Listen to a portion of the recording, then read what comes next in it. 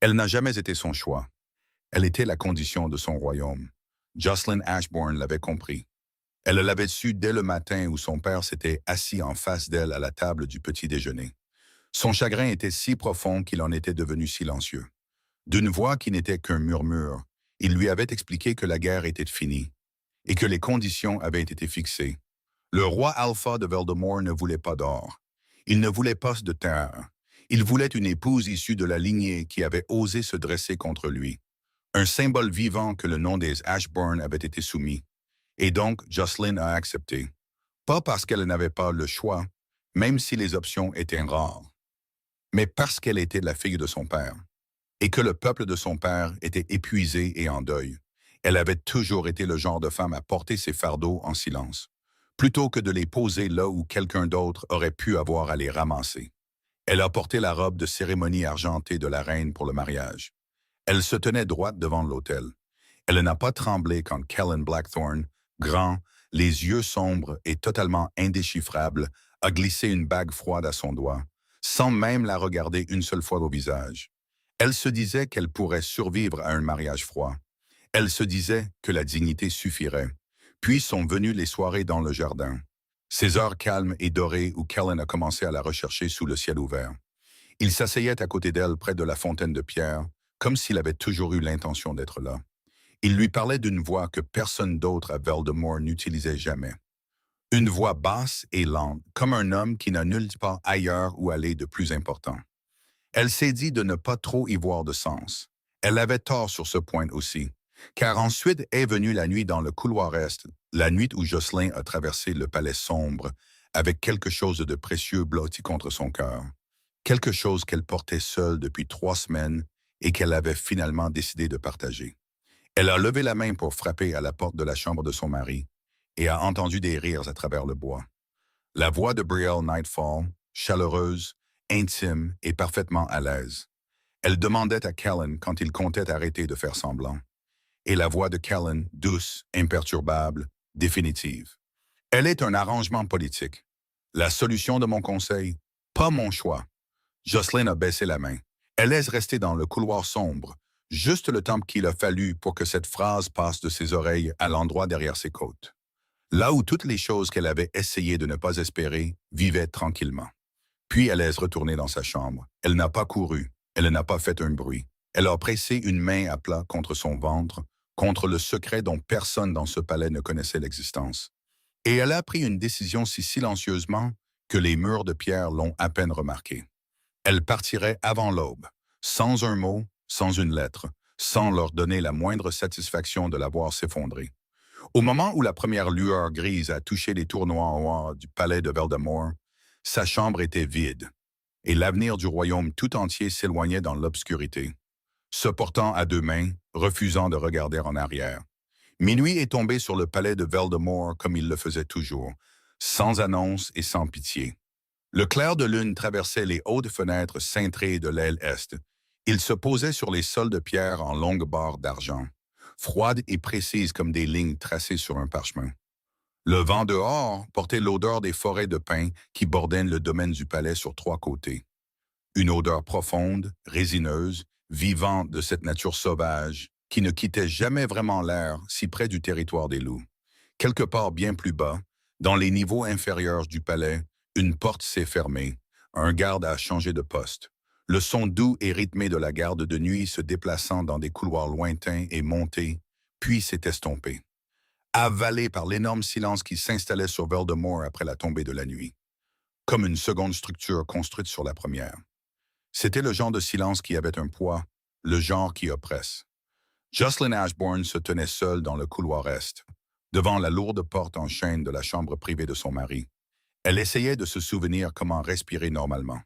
Ses pieds étaient nus sur le sol de marbre. Elle ne s'était pas arrêtée pour mettre des chaussures. La fine robe de chambre qu'elle avait enfilée par-dessus sa chemise de nuit, quand l'agitation l'avait finalement chassée de son lit, n'offrait presque aucune protection contre le froid qui montait de la pierre sous ses pieds. Mais elle le remarquait à peine. Ses cheveux sombres tombaient librement sur ses épaules. Les pointes étaient encore légèrement humides du bain qu'elle avait abandonné 1 heure plus tôt, quand rester immobile était devenu impossible. Elle était là depuis près de 2 minutes. C'était plus long que ce qu'elle avait prévu. Elle avait un discours. Elle l'avait répété 3 fois devant le miroir de sa coiffeuse, observant son propre reflet comme on observe quelqu'un en qui on n'est pas tout à fait sûr d'avoir confiance. Elle avait choisi des mots calmes et directs, des mots qui ne laissaient aucune place à une mauvaise interprétation. Elle allait dire « Je dois te dire quelque chose d'important et j'ai besoin que tu écoutes tout avant de répondre. » Elle avait pensé que le plus difficile serait de prononcer les mots. Elle n'avait pas compté sur la porte. Jocelyn ferma les yeux un instant et se laissa envahir par le calme. 4 mois. C'était le temps qu'elle avait vécu dans ce palais, parcouru ses couloirs, mangé à cette immense table dans la grande salle, sous le regard d'une cour qui n'avait jamais vraiment décidé comment la regarder. 4 mois depuis le mariage, depuis la bague, depuis le matin où elle était descendue d'une calèche dans la cour extérieure. Elle avait levé les yeux vers le palais de Voldemort pour la première fois, tout en pierre noire et en fer, avec des tours qui semblaient conçues pour rappeler aux visiteurs leur propre petitesse. Et elle avait pensé très clairement « J'ai fait une terrible erreur ». Elle n'avait pas fait un bruit. Elle n'en faisait jamais.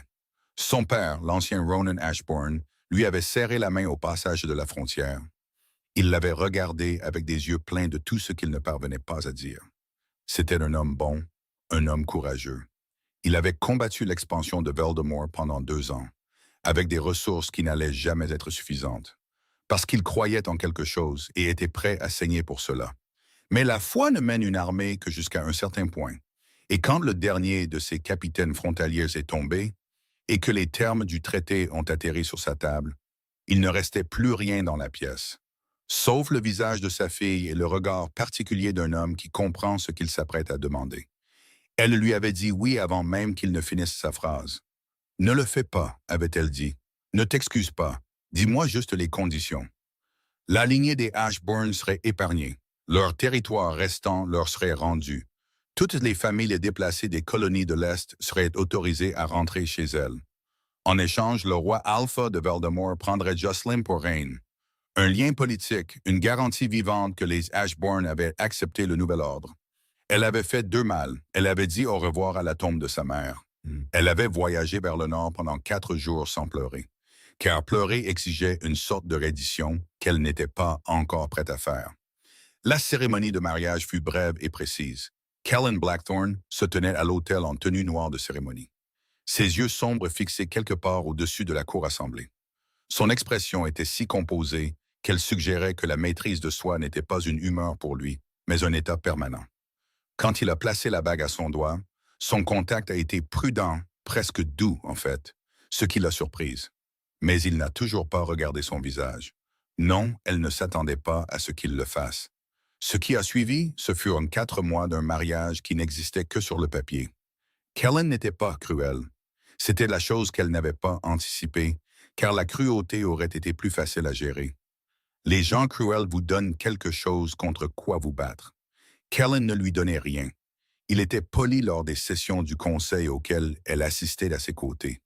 Il était correct lors des repas formels qu'il partageait avec la cour 3 fois par semaine. Il reconnaissait sa présence par de brefs hochements de tête mesurés. Il s'enquérait de son confort comme un hôte pourrait le faire pour un invité, avec une préoccupation assez sincère, mais absolument aucun investissement personnel dans la réponse. Il n'est jamais venu dans sa chambre. Elle n'est jamais allée dans la sienne. Leur chambre était reliée par un unique couloir intérieur qui accumulait la poussière sans être dérangée. Jocelyn avait passé le premier mois à apprendre le palais. Elle a mémorisé le plan de chaque étage, les noms et les rôles du personnel de maison, les rythmes de la cuisine et les rotations de la garde, et l'acoustique particulière de la grande salle qui faisait que les chuchotements se propageaient d'une manière que les gens oubliaient de prendre en compte. Elle a assisté à toutes les cérémonies auxquelles elle était tenue d'assister. Elle souriait avec précision, assez chaleureusement pour paraître sincère, assez prudemment pour ne pas paraître désespérée. Elle retournait dans sa chambre chaque nuit, seule, et se disait que tout allait bien, que c'était supportable. Puis, c'est venu le jardin. Elle ne l'attendait pas. C'est que la chose à laquelle elle est revenue plus tard, en essayant de comprendre comment elle avait pu baisser sa garde si complètement. Elle était assise près de la fontaine du jardin Est un mercredi soir au début de l'automne. Elle lisait un livre sur les schémas migratoires des meutes de loups du Nord. Elle l'avait trouvé dans la bibliothèque du palais et l'avait choisi principalement parce qu'il était assez épais pour occuper une longue soirée vide. Elle a entendu des pas sur le chemin de gravier. Elle a levé les yeux. Kellen se tenait à l'entrée du jardin, seul. Pas de membre du conseil, pas de garde du corps, pas d'occasion formelle exigeant sa présence. Juste un homme dans la lumière du début de soirée, dans une simple chemise sombre. Il la regardait avec une expression qu'elle ne lui avait jamais vue auparavant. Quelque chose d'ouvert, d'incertain et de légèrement, presque comiquement maladroit. Il a dit « Puis-je m'asseoir ?» Pas un ordre, une vraie question qui lui était adressée. Elle avait dit oui, principalement par surprise. Il s'est assis à côté d'elle sur le banc de pierre. Il a regardé le livre dans ses mains et a demandé de quoi il parlait. Elle le lui a dit. Il a posé une question de suivi qui a démontré qu'il avait vraiment écouté sa réponse, ce qui le plaçait déjà bien au-dessus de la plupart des gens à qui elle avait parlé à Voldemort. Ils ont parlé des schémas migratoires, puis des forêts au-delà de la frontière Est, et puis, d'une manière ou d'une autre, de la qualité particulière de la lumière d'automne dans l'heure avant le coucher du soleil. Et Jocelyn s'est rendu compte à un moment donné que la lumière avait changé, qu'elle ne tenait plus son livre et que 2 heures s'étaient écoulées sans qu'elle s'en aperçoive. Kellen s'est levé pour partir.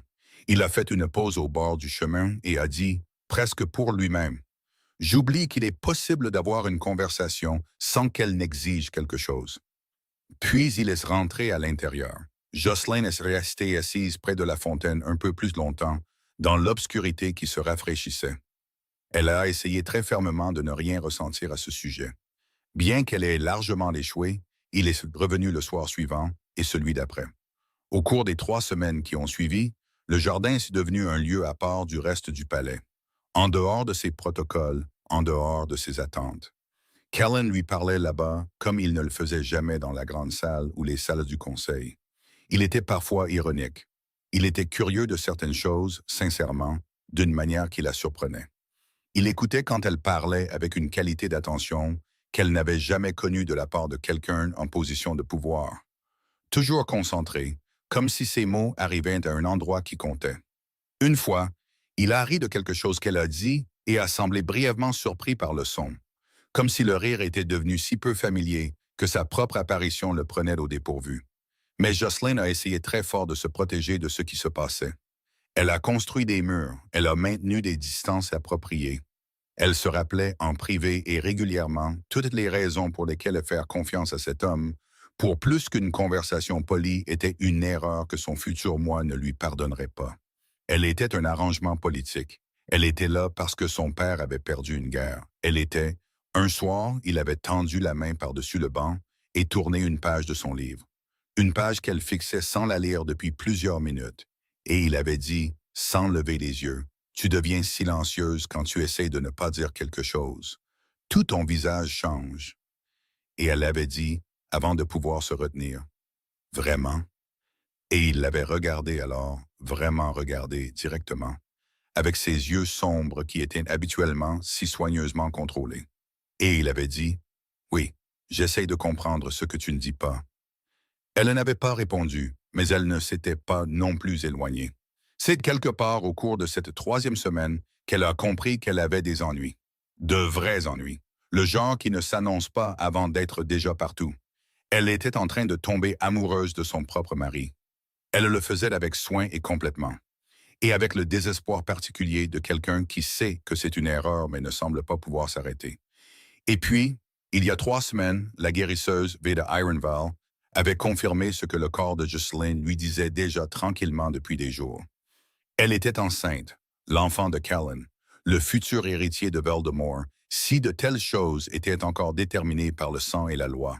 Il grandissait en elle pendant qu'elle se déplaçait dans le palais, gardant des secrets, assistant à des cérémonies et essayant de lire le visage d'un homme qui avait passé toute sa vie à apprendre à ne pas en montrer. Elle n'avait rien dit à personne. Elle l'avait porté seule et l'avait laissé s'installer lentement dans ses os, s'habituant à son poids. La qualité particulière de ce type d'amour spécifique qui arrive avant même que la personne que vous allez aimer ne soit encore tout à fait réelle. Elle avait décidé, debout devant son miroir 1 heure plus tôt, qu'elle ne pouvait plus le porter seule. Elle allait le lui dire. Ce soir, tout de suite, elle a levé la main pour frapper à la porte de sa chambre et a entendu le rire. Il est passé à travers le chêne lourd comme de la fumée, sans effort, intime, entièrement à l'aise. Un rire de femme bas et satisfait. Pas le genre de rire qui appartient à quelqu'un qui sait exactement où il se situe dans une pièce. La main de Jocelyn s'est immobilisée dans les airs. Elle a entendu la voix de Callan, détendue d'une manière qu'elle n'avait entendue qu'une seule fois auparavant. Dans le jardin, les soirs où ils n'étaient que tous les deux avec la fontaine et la lumière d'automne. Il avait l'air d'un homme qui avait complètement baissé sa garde, d'un homme chez lui. Elle a entendu son propre nom. Brielle Nightfall l'a prononcé avec une légèreté particulière. La légèreté de quelqu'un qui ramasse une chose qu'il a déjà décidé de reposer. Elle a dit quelque chose sur la façon dont Jocelyn regardait Kellen pendant les sessions du conseil. Et sa voix portait l'amusement affectueux de quelqu'un qui regarde quelque chose de prévisiblement stupide se dérouler. Puis elle a demandé « Quand vas-tu arrêter de faire semblant, Kellen ?» Et Kellen a dit, d'une voix douce, facile et complètement imperturbable, la voix d'un homme qui énonce quelque chose de si évident que cela nécessite à peine d'être dit, « Elle est un arrangement politique, la solution de mon conseil, pas mon choix. » Jocelyn a baissé la main. Le sol en marbre était très froid sous ses pieds nus. Elle en était consciente maintenant, d'une manière qu'elle ne l'avait pas été un instant plus tôt. Elle était consciente de la finesse de sa robe de chambre, de la distance qui la séparait de sa propre chambre et de la longueur du couloir dans les deux directions. Elle a attendu. Une partie d'elle, la partie qui avait construit tous ces murs prudents et gardé toutes ces distances prudentes, a attendu que Kellen dise autre chose, qu'il nuance, qu'il ajoute quelque chose qui changerait le sens de ce qu'elle venait d'entendre. Elle a attendu qu'il dise à Brielle qu'elle avait tort, ou que c'était plus compliqué que ça, ou que les soirées dans le jardin avaient été... Il n'a rien dit. Le silence s'est étiré. C'était le silence le plus complet qu'elle ait jamais entendu. Un silence avec des arêtes. Jocelyn est restée dans le couloir un instant de plus et a senti tout le poids de ce qu'elle s'était permis d'espérer. Et puis elle l'a déposé, très soigneusement, très silencieusement. Elle a fait demi-tour, elle est retournée dans sa chambre sur des pieds qui semblaient l'emprunter. Empruntée à une version d'elle-même qui n'avait pas encore entendu cette phrase, qui se tenait encore près de la fontaine dans la lumière d'automne, pensant qu'elle pourrait être aimée. Elle a traversé le long couloir sans faire de bruit, sans regarder les murs, ni les fenêtres, ni le clair de lune posé, froid et indifférent, sur le sol. Elle a pressé une paume à plat contre son ventre en marchant. Juste une fois, juste brièvement. Et puis elle a pris une décision. Elle partait, avant l'aube, sans un mot, sans une lettre, sans donner à ce roi ou à cette femme qui riait derrière cette porte le moindre morceau de son chagrin visible. Elle était arrivée ici sans qu'on le lui demande. Elle partirait de la même manière. Dans sa chambre, Jocelyn s'est déplacé dans le noir sans allumer de lampe. Elle n'en avait pas besoin. Elle avait appris cette pièce comme elle apprenait tout, à fond, au cas où elle aurait besoin de s'y retrouver à l'aveugle. Elle a sorti la vieille cape de voyage de sa mère, Laura, du fond de l'armoire. Elle était usée et douce au coude et sentait légèrement la lavande que sa mère avait toujours gardée dans le coffre en cèdre. Elle a pressé son visage contre le tissu pendant exactement une seconde. Puis elle l'a mise. Elle a ouvert la petite boîte verrouillée sur sa coiffeuse où elle gardait les pièces d'or qu'elle avait discrètement mises de côté pendant 4 mois. Une petite habitude née de l'instinct d'une femme qui avait toujours compris qu'avoir des options exigeait de la préparation. Elle a pris le couteau dans le tiroir de la table de chevet. Elle a rassemblé des provisions séchées de ses réserves personnelles, assez pour plusieurs jours. Elle a ouvert la boîte à bijoux. Le collier de cérémonie en argent de la reine reposait à l'intérieur sur un lit de velours sombre, lourde, formelle, la marque visible de tout ce qu'elle était dans ce palais. Elle l'a regardé un long moment. Puis elle a fermé la boîte, laissant le collier à l'intérieur. Elle ne le prenait pas. Elle ne l'avait pas gagné honnêtement et elle ne le porterait pas malhonnêtement. Sur la petite table à côté de la fenêtre, elle a pris le seul bijou qu'elle voulait vraiment. Une simple chaîne avec un petit pendentif sculpté que sa mère lui avait mis dans la main le matin de son départ. Un loup sculpté dans une pierre de rivière pâle, usé par des années de manipulation. Sa mère avait dit « Peu importe comment ils t'appellent là-bas, souviens-toi d'abord de ton propre nom. » Jocelyn a attaché la chaîne autour de son cou, a rabattu la capuche de la cape de voyage sur ses cheveux et a pris son sac. Elle a regardé la chambre une dernière fois. Les meubles coûteux, la literie en soie, la coiffeuse parfaitement arrangée. Tout était de bon goût, froid et totalement impersonnel. Comme une pièce assemblée pour suggérer la présence d'une personne plutôt que pour en contenir une. Elle a regardé la fenêtre qui donnait sur le jardin est.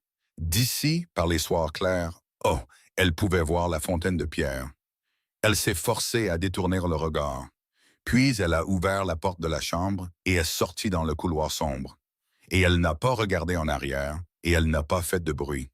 Et le palais a respiré son souffle froid et indifférent autour d'elle, alors qu'elle le traversait en direction des portes extérieures. Le garde de la porte est de service cette nuit-là était Coulter Ravencrest. Il était jeune, 23, peut-être 24 ans, avec un visage ouvert et honnête qui n'avait pas encore appris à se composer dans la neutralité prudente que les gardes plus âgés portaient comme un second uniforme. Il était de service de nuit depuis 6 semaines. Jocelyn avait appris son nom au cours du 2e mois, car elle avait pris l'habitude d'apprendre les noms des personnes qui se tenaient dans le froid pour que d'autres puissent se sentir en sécurité. Elle a baissé sa capuche en approchant de la porte. Il l'a vu quand même. Bien sûr qu'il l'a vu. C'était un loup, et les loups voient des choses dans le noir. Pendant un moment, 3 secondes entières, elle les a comptées. Coulter Ravencrest est resté très immobile. Elle l'a regardé analyser la situation. La reconnaissance, la confusion, le calcul. Il a regardé sa cape de voyage, son sac et l'expression posée et prudente de son visage. Et elle a pu le voir comprendre quelque chose qu'il ne s'attendait clairement pas à comprendre ce soir-là. Puis il s'est écarté. « Bonne route, ma reine », a-t-il dit, très doucement, comme si les mots n'étaient destinés qu'à l'espace entre eux et nulle part ailleurs. Jocelyn a hoché la tête une fois. Elle a franchi la porte et n'a pas regardé en arrière. La route du palais s'est éloignée derrière elle, puis les arbres se sont refermés de chaque côté. La grande forêt de pins qui bordait les terres du nord de Veldemere. Le palais a disparu de la vue, et Jocelyn s'est retrouvée seule d'une manière qu'elle ne l'avait pas été depuis la fin de la guerre. Elle a marché pendant 1 heure avant de s'autoriser à s'arrêter. La grotte qu'elle a trouvée était peu profonde et sèche, creusée dans un affleurement rocheux à quelques kilomètres au nord de la limite du palais. Elle l'a inspectée soigneusement avant d'entrer. Une vieille habitude des étés de son enfance dans les collines d'Ashbourne, où sa mère avait insisté pour qu'elle apprenne les choses pratiques en même temps que les choses cérémonielles. Vide, propre, défendable d'une seule direction, ce qui n'était pas idéal, mais mieux qu'un terrain découvert. Elle n'a pas fait de feu, trop visible. Elle s'est assise le dos contre la paroi de la grotte, a enroulé la cape autour d'elle et a écouté la forêt s'installer dans ses rythmes nocturnes. Un hibou, le vent, le son occasionnel de grands animaux se déplaçant à travers les arbres avec la confiance tranquille des créatures qui appartenaient à cet endroit. Elle n'avait pas peur du noir. Elle n'avait jamais eu peur du noir. C'étaient les choses illuminées qui avaient toujours fait les vrais dégâts. Pendant un moment, elle est simplement restée assise. Et puis, parce que le silence était très complet et que l'enfant en elle était très réel, Jocelyn a commencé à parler. Pas fort, pas même tout à fait à voix haute, juste à voix basse, dans le registre particulier de quelqu'un qui partage une confidence avec une autre personne très proche. « Nous sommes hors du palais », a-t-elle dit. « Je sais qu'il fait froid. Je suis désolée pour ça. Il fera plus chaud bientôt. Je trouverai un meilleur endroit demain, je te le promets. » Le bébé ne pouvait pas l'entendre, elle le savait. La grossesse n'était pas encore assez avancée pour ça. Mais lui parler semblait nécessaire d'une manière qu'elle n'a pas essayé de s'expliquer. Parce que certaines choses sont vraies, qu'elles puissent être expliquées ou non. « Tu vas t'en sortir », a-t-elle dit. « Nous deux, j'ai besoin que tu le saches, même si tu ne peux pas encore m'entendre. J'ai besoin de le dire à quelqu'un. » Elle a pressé sa main contre son ventre, toujours plat, toujours un secret pour le monde extérieur. « Je ne sais pas exactement où nous allons, » a-t-elle continué, « mais je sais de quoi nous nous éloignons, et je sais que c'était le bon choix. Tu ne vas pas grandir en t'entendant dire que tu étais un arrangement. Tu ne vas pas grandir en regardant ta mère sourire à des gens qui ne la voient pas. Je ne laisserai pas ça être ta première leçon sur le monde. » Le vent a soufflé à travers les arbres à l'extérieur de la grotte et a fait un son qui ressemblait presque à une voix, presque à un accord. Jocelyn était assise le dos contre la roche et a senti, sous l'épuisement, le chagrin et le froid, quelque chose qu'elle ne s'attendait pas à ressentir ce soir-là. Du soulagement. Pas du bonheur, pas de la paix, mais la sensation nette et spécifique d'avoir enfin déposé quelque chose de très lourd, quelque chose que vous portiez depuis longtemps, d'une manière qui vous blessait lentement et silencieusement. Elle avait joué le contentement dans ce palais pendant 4 mois. Elle avait joué la compétence, la gratitude et la grâce posée d'une femme qui a accepté sa situation. Cela avait demandé tellement d'énergie. Elle ne s'en était pas pleinement rendue compte jusqu'à ce moment. Assise dans une grotte froide dans le noir, sans rien à jouer et personne pour qui le jouer. Elle était juste elle-même, juste Jocelyn. Fatiguée, le cœur brisé, enceinte et libre. Elle a fini par dormir, par intermittence, d'un sommeil léger et alerte. La façon dont son corps avait toujours géré les environnements inconnus. Elle s'est réveillée avant l'aube, a évalué la situation avec des yeux clairs, a mangé une petite quantité de ses provisions et a continué vers le nord. La chaumière de gardienne abandonnée qu'elle a trouvée le deuxième jour n'était pas très belle. Elle penchait très légèrement vers la gauche, comme si elle était fatiguée depuis longtemps et avait décidé que pencher valait mieux que tomber. Le toit était intact au-dessus de la pièce principale, moins sûr au-dessus de ce qui avait probablement été une zone de stockage à l'arrière. La porte tenait bien sur ses gonds. Une petite cheminée en pierre occupait un mur, la cheminée intacte bien que poussiéreuse. Un crochet en fer rouillé au-dessus de la cheminée. Une étagère en bois le long du mur opposé, partiellement effondrée à une extrémité. Jocelyn a traversé les 2 pièces avec précaution. Elle a vérifié le sol pour la pourriture, testé la stabilité des murs, examiné les cadres des fenêtres pour les interstices qui devraient être comblés avant que la température ne baisse davantage. Puis elle a posé son sac. Ça fera l'affaire, a-t-elle dit. Pas à quelqu'un, juste à l'air, juste pour le rendre officiel. Elle a passé le reste de la journée à travailler. Elle a d'abord balayé car l'ordre compte plus quand tout le reste est incertain. Il est plus difficile de désespérer dans un espace propre. Elle a réparé l'extrémité effondrée de l'étagère en utilisant des morceaux de bois qu'elle a trouvés empilés contre le mur extérieur. Elle les a maintenus ensemble avec des bandes de tissu déchirées de la chemise usée qu'elle avait emportée comme vêtement de nuit. Elle a comblé les interstices des cadres de fenêtres avec de la mousse séchée pressée fermement dans les fissures. Elle a ramassé du bois de chauffage sur le sol de la forêt, des morceaux secs sous la canopée où la pluie n'avait pas atteint. Et elle a construit un feu prudent et efficace qui a pris proprement et a projeté de la chaleur dans la pièce en quelques minutes. Le soir, la chaumière était habitable. Pas confortable, pas belle, mais la sienne. Dans les jours qui ont suivi, Jocelyn a construit une vie à partir des matériaux disponibles. Elle chassait avec le petit couteau qu'elle avait apporté, utilisant des pièges qu'elle construisait avec du bois courbé et de la corde torsadée. Elle les vérifiait chaque matin à l'heure bleue, avant le lever du jour. Elle cueillait des plantes comestibles dans la forêt. Sa mère s'était assurée qu'elle sache lesquelles. Elle stockait les racines dans les ombres fraîches sous le mur arrière et suspendait des herbes aux crochets en fer au-dessus de la cheminée. Elle a trouvé un ruisseau à un demi-kilomètre à l'est qui coulait propre et froid. Elle a établi un itinéraire pour s'y rendre qui évitait les terrains les plus découverts. Elle a renforcé la porte avec une lourde branche calée en biais à l'intérieur. Elle a créé un petit système d'alarme autour du périmètre de la chaumière. Elle a utilisé des longueurs de cordes tendues entre les arbres, à hauteur de cheville, attachées à une collection de petites pierres qui s'entrechoqueraient si elles étaient dérangées. Simple, efficace. Le genre de choses que sa mère lui avait montré une fois lors d'un voyage de camping dans les collines, en riant pendant la démonstration. Elle disait « Tu es la fille d'un loup, Jocelyn. Sache toujours si quelque chose approche. » Elle était la fille d'un loup. Elle l'avait peut-être oublié quelque part au cours de 4 mois de sauts en marbre et de dîners formels. Elle s'en souvenait maintenant. Le bébé se manifestait plus insistamment à mesure que les jours passaient. Pas de façon spectaculaire, juste de manière constante. Une réalité physique qui s'approfondissait et que le corps de Jocelyn annonçait par de petits signes indubitables. La fatigue particulière des premiers mois, ou l'acuité accrue de l'odorat qui rendait la forêt de pins presque écrasante de vivacité. La faim qui arrivait soudainement et complètement, comme un robinet ouvert plusieurs fois par jour. Elle se nourrissait avec soin, méthodiquement, non pas parce qu'elle avait faim pour elle-même.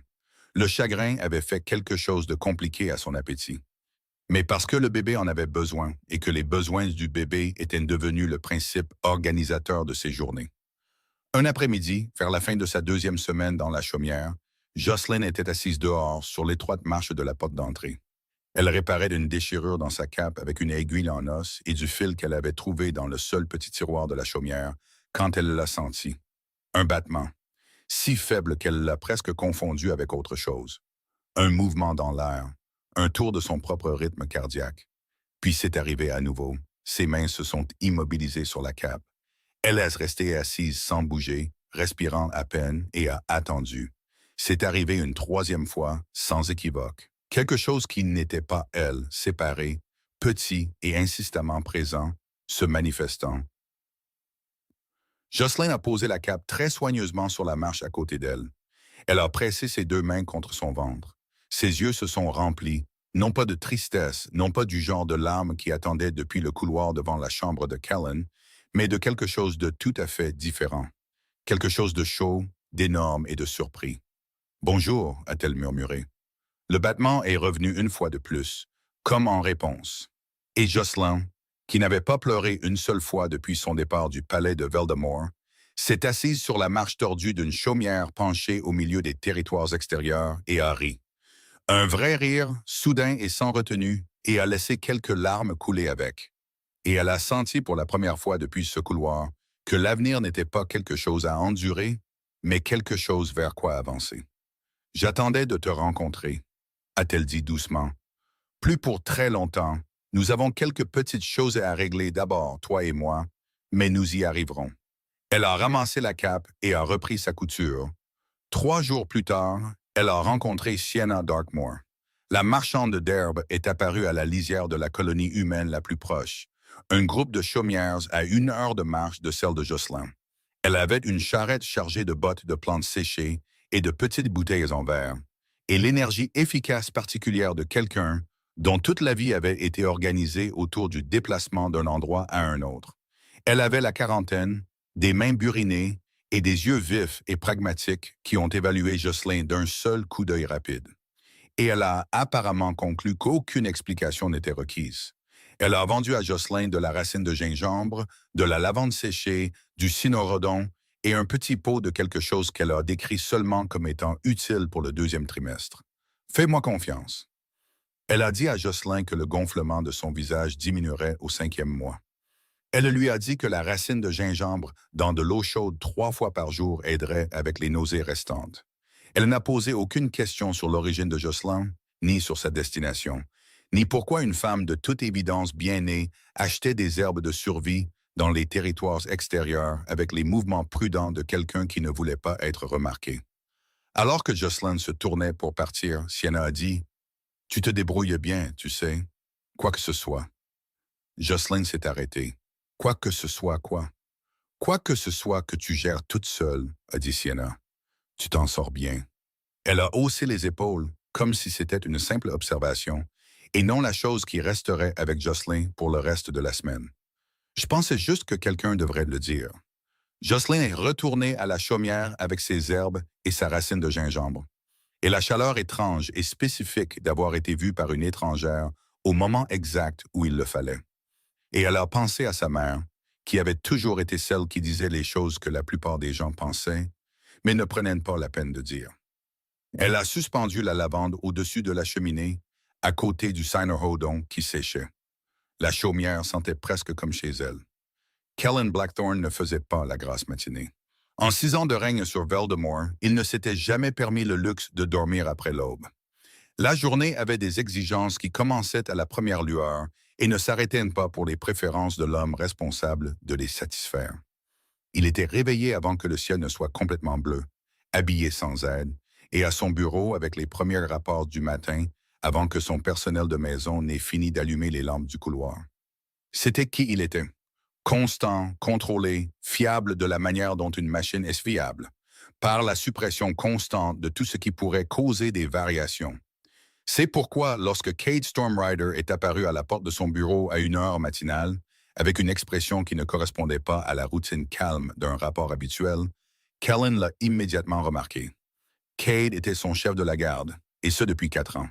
C'était un homme compact et méthodique qui communiquait principalement par le calibrage précis de ses expressions faciales.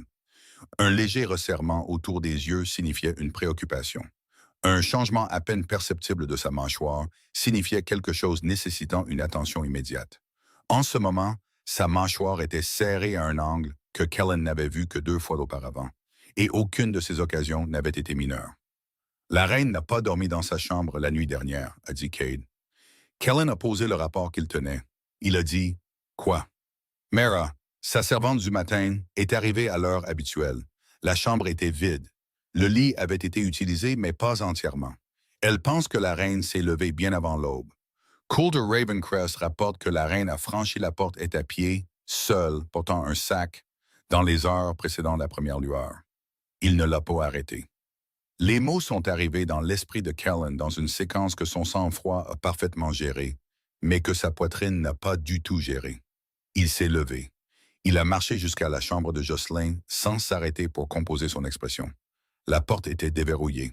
La pièce était exactement comme elle apparaissait toujours depuis le seuil. Impeccablement arrangée, chaque surface à sa place. Le lit fait, les meubles en place, les rideaux de soie tirés de la fenêtre de la manière dont le personnel du matin les aurait laissés. Il est entré. Il s'est tenu au centre de la pièce et l'a regardé comme il n'avait jamais pris la peine de le faire auparavant. Non pas comme un espace fonctionnel abritant une nécessité politique, mais comme un lieu où une personne avait vécu, vraiment vécu, de ces petites manières particulières dont les gens laissent des preuves d'eux-mêmes dans les espaces qu'ils habitent. Le livre sur la table de chevet, une étude sur les schémas de migration des loups du Nord, une lettre pliée de son père, non pas enfermée, mais posée à plat sur le bureau, comme si elle était souvent consultée. Un petit croissant de lavande séché sur le rebord de la fenêtre, probablement cueilli dans les jardins du palais. Il est allé à la coiffeuse. Le collier de cérémonie en argent de la reine reposait dans la boîte à bijoux ouverte sur un lit de velours.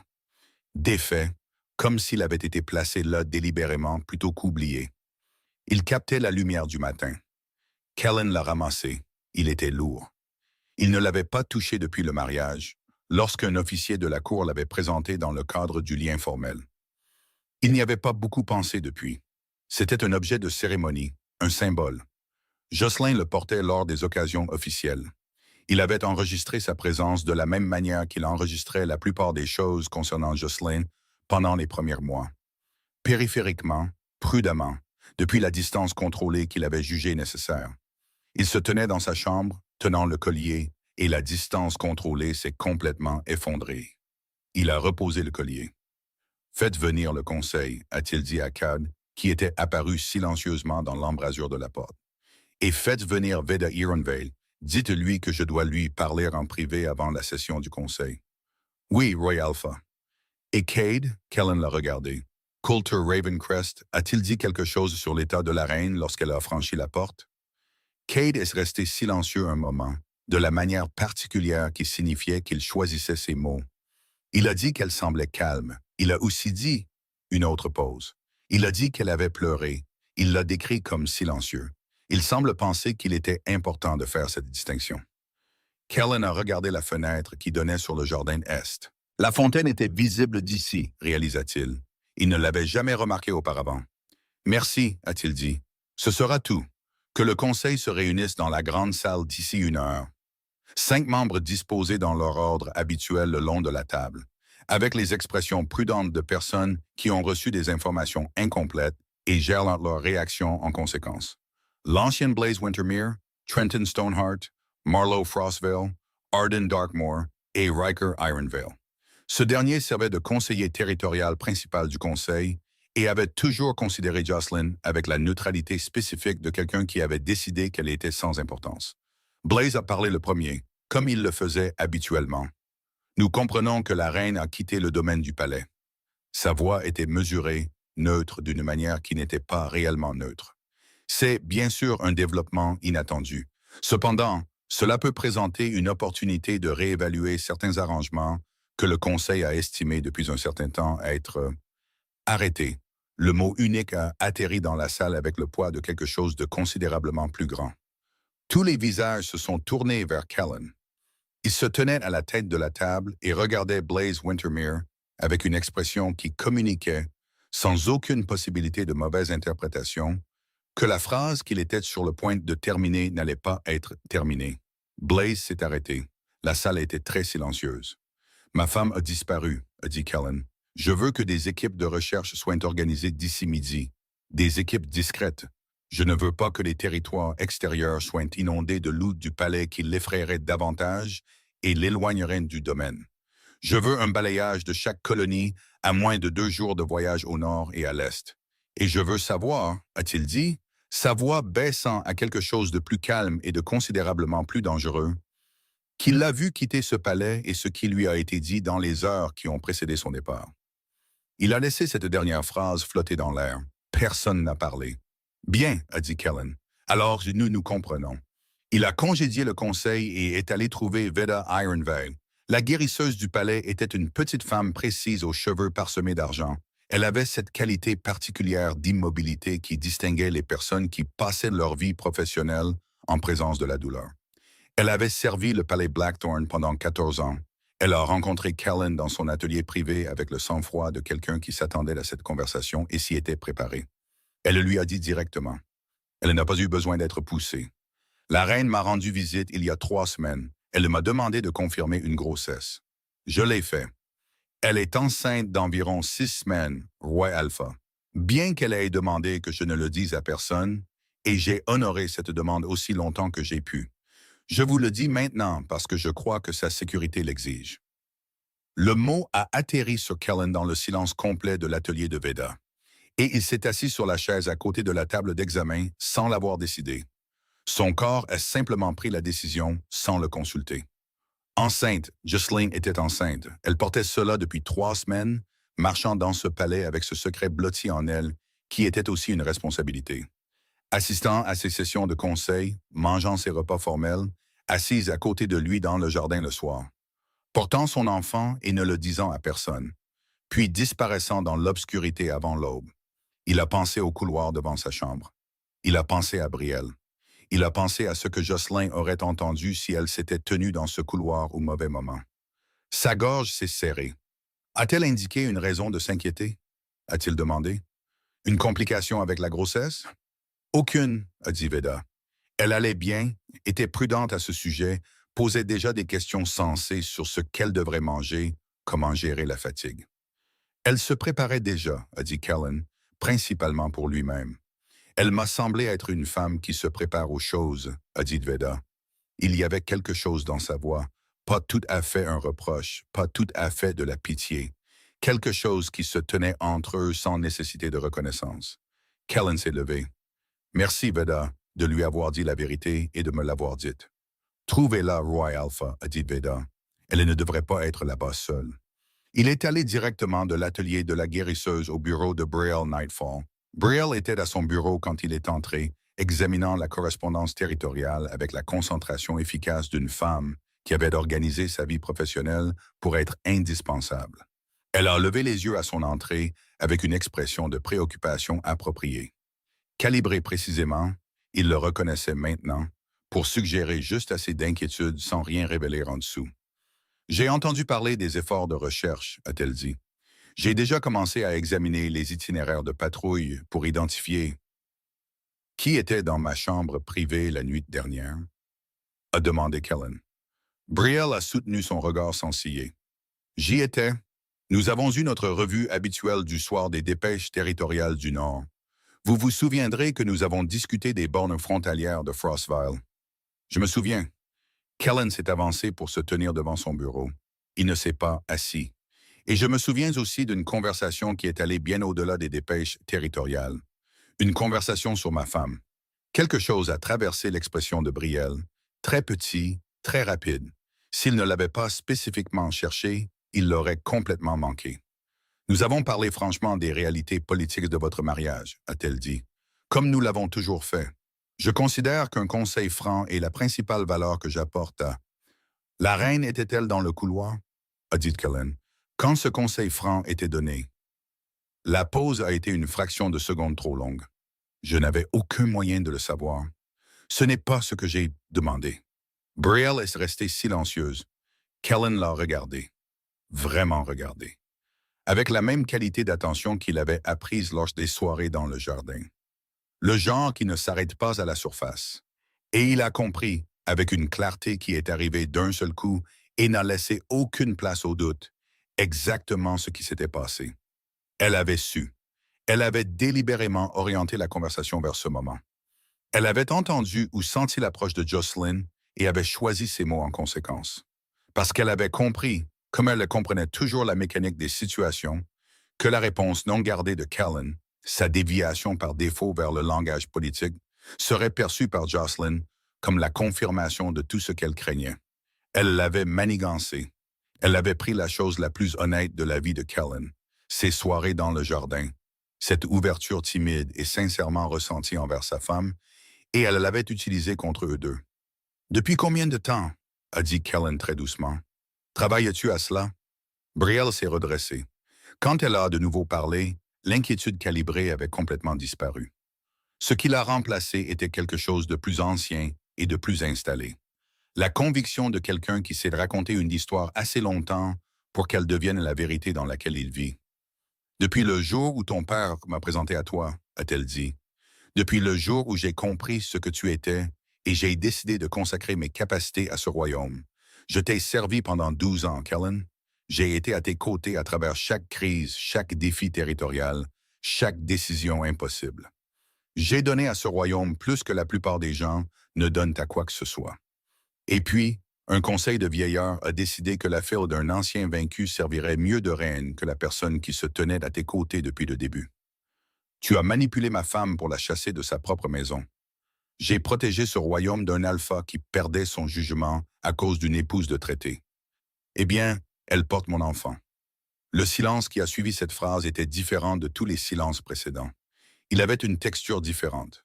Même le sang-froid de Brielle, qui avait tenu bon à travers tout le reste, a légèrement vacillé. Quelque chose a traversé son visage qui n'était ni culpabilité ni triomphe, mais quelque chose de plus compliqué que l'un ou l'autre. « Je ne le savais pas », a-t-elle dit. Et pour la première fois, elle semblait sincère. « Non », a dit Kellen, « tu ne le savais pas, parce que tu étais si certaine de comprendre complètement la situation que tu n'as pas envisagé ce que tu pourrais manquer. » Il a reculé du bureau. Sa voix était devenue très calme, très finale. « Tu es relevé de tous les titres et positions que tu détiens dans ce palais. Tu es banni des territoires de Veldmar, avec effet immédiat. Tu seras escorté à la frontière d'ici ce soir. »« Oh, Kellen, ne le fais pas, a-t-il dit, et sa voix n'a pas monté et elle n'en avait pas besoin. Ne prononce plus mon nom sur ce ton. Tu as perdu ce droit. » Il est sorti du bureau et a fermé la porte derrière lui. Il est resté dans le couloir un moment, les yeux fermés, et il n'était pas en colère. Ou plutôt, la colère était là, mais en dessous se trouvait quelque chose de plus grand et de plus urgent. Quelque chose qui s'était accumulé depuis qu'il avait ramassé ce collier de cérémonie sur la coiffeuse de Jocelyn. Il avait senti son poids dans sa paume et avait compris exactement ce que signifiait le fait qu'elle l'ait laissé derrière elle. Il est retourné dans ses propres appartements. Il a fait ses bagages comme il avait vu les soldats le faire avant de longs déploiements. Léger et pratique, seulement le nécessaire, rien qui ne le ralentirait. Il a choisi des vêtements qui pourraient passer inaperçus dans les territoires extérieurs. Il a pris son couteau, non pas la lame de cérémonie, mais le simple couteau de travail qu'il portait depuis ses 17 ans. Des provisions pour une semaine, une boussole, une petite lampe. Il est allé trouver Cade. « Je quitte le palais », a-t-il dit. « Je vais trouver Jocelyn moi-même. » Cade a absorbé cela sans surprise visible. « Vous voulez une équipe de recherche complète? »« Non, toi et 2 gardes. Pas de couleur du palais, pas de marque formelle.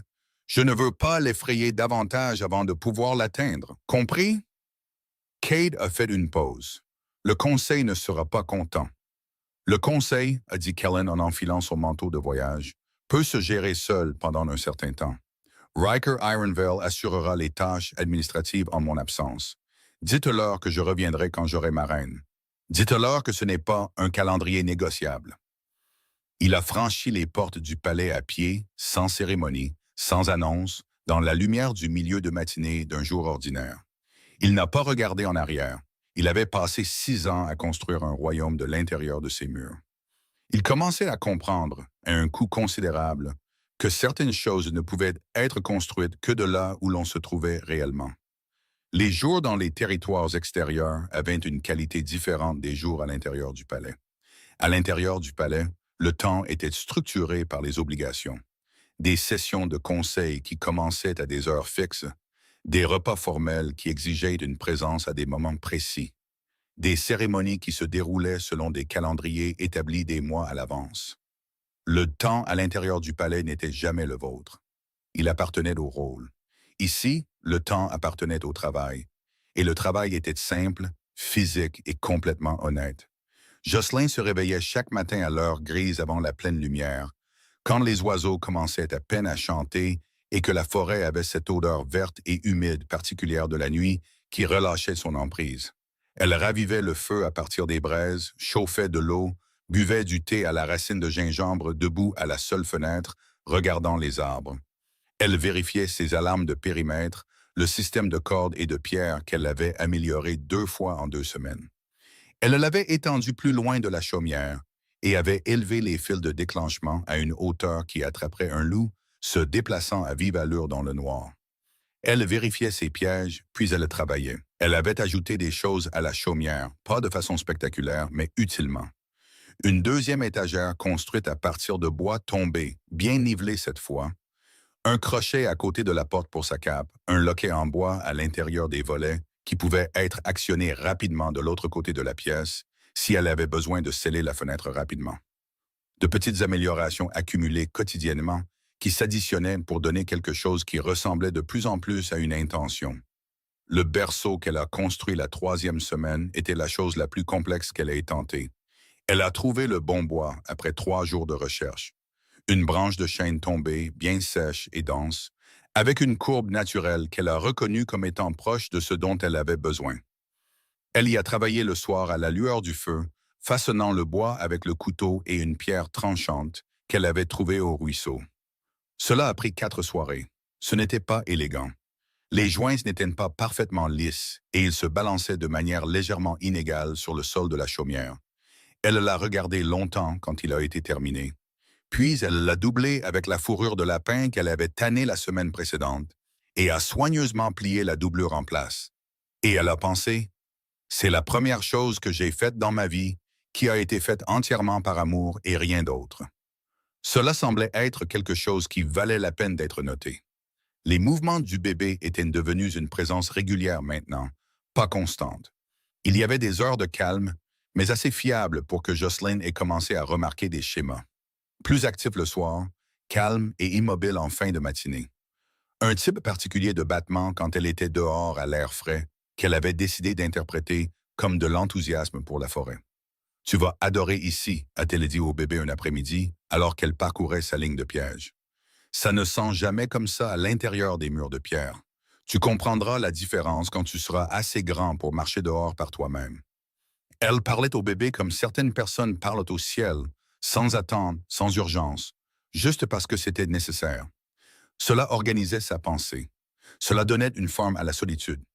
Il y a eu une nuit, la 4e semaine, où la forme de la solitude est devenue moins gérable. Le vent est venu du nord et a poussé la pluie de côté contre les volets de la chaumière. Cela les a fait cliqueter à un rythme persistant et inégal, juste assez agaçant pour l'empêcher de dormir.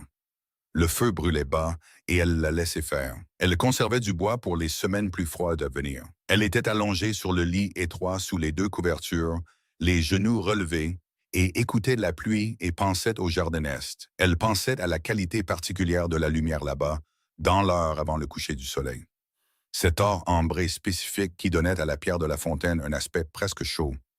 Elle pensait au son de l'eau. Elle pensait à Kellen disant, presque pour lui-même, « J'oublie qu'il est possible d'avoir une conversation sans qu'elle n'exige quelque chose. » Elle avait rejoué cette phrase de nombreuses fois dans la semaine qui a suivi le couloir. Elle n'était jamais tout à fait sûre s'il fallait en être furieuse ou en avoir le cœur brisé. C'était la phrase d'une personne sincèrement seule, pas d'une personne calculatrice. Elle avait entendu la vérité sous-jacente. La façon dont la vérité s'échappe parfois par les failles d'un langage contrôlé avant que le locuteur ne puisse la rattraper. Elle a pensé à son silence dans le couloir.